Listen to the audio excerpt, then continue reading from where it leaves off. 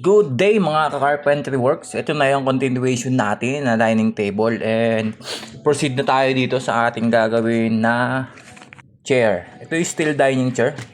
4 set siya. Steel dining chair. Siyempre also nilayout muna natin siya. Before natin gawin, nilayout muna natin. Tulad ng dati. Ayan.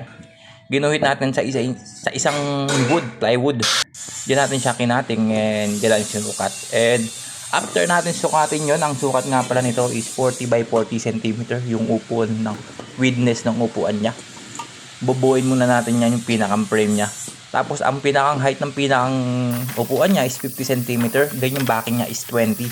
20 yung likod niya, yung sandalan, kumbaga. And dito, proceed muna tayo ng frame natin. And after nyan, after natin buuin yung mga frame natin, kakabit natin yung pa. Sundan nyo lang yung ating video at makikita nyo yung technique natin. And also nakikita nyo lagi na gumagamit tayo ng skwala o 45 degree angle. Napakahalaga yan sa mga fort na mga ginagawa nating proyekto.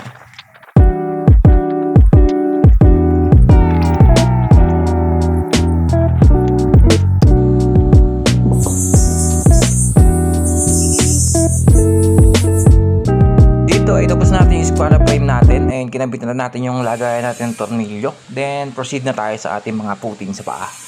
Kung mapapansin nyo, nakalapat nga siya sa wood natin kasi diyan natin kukunin yung pinakang layout natin na perfectong naka touch lock style.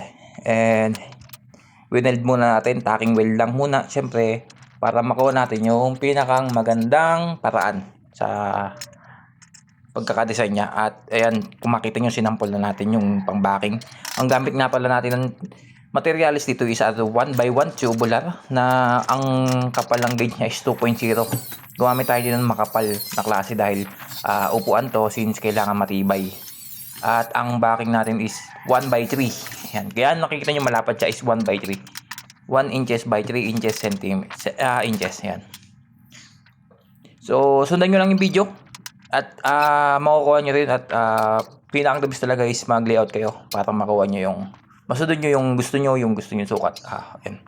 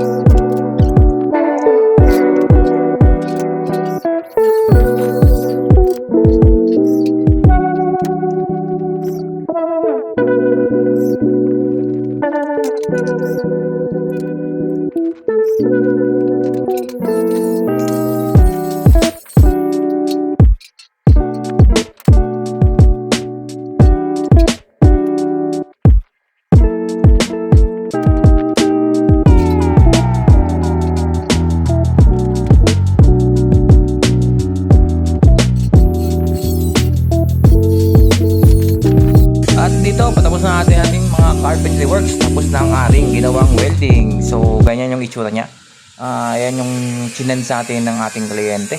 Ganyan ang gusto. Moderno, simpleng-simple.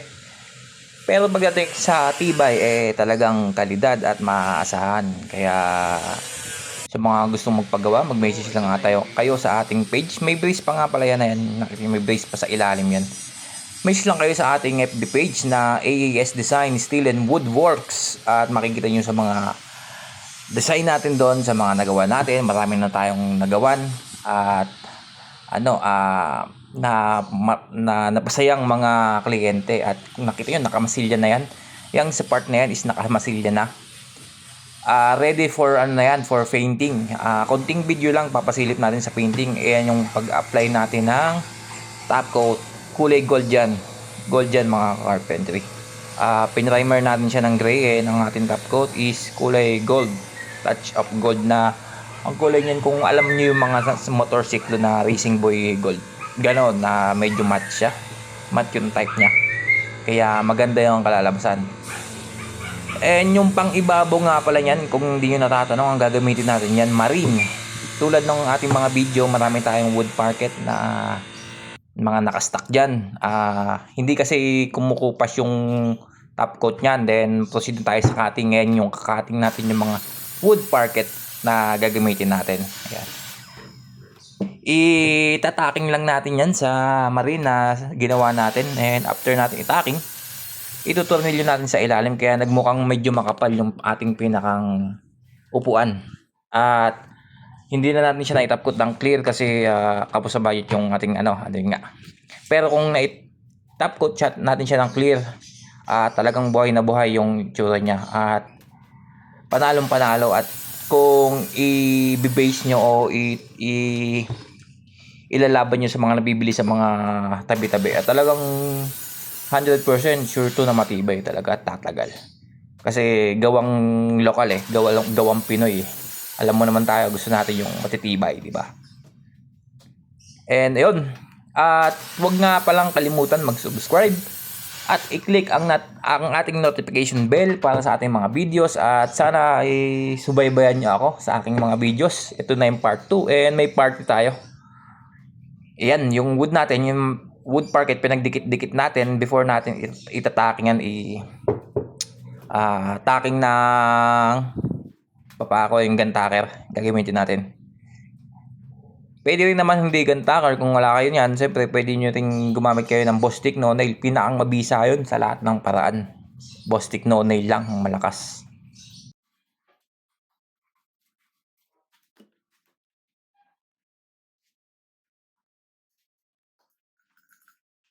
At dito patapos na tayo sa ating video. Nagtataking na tayo dyan ng gun tacker na ang bala natin gagamitin is 1/2 inches or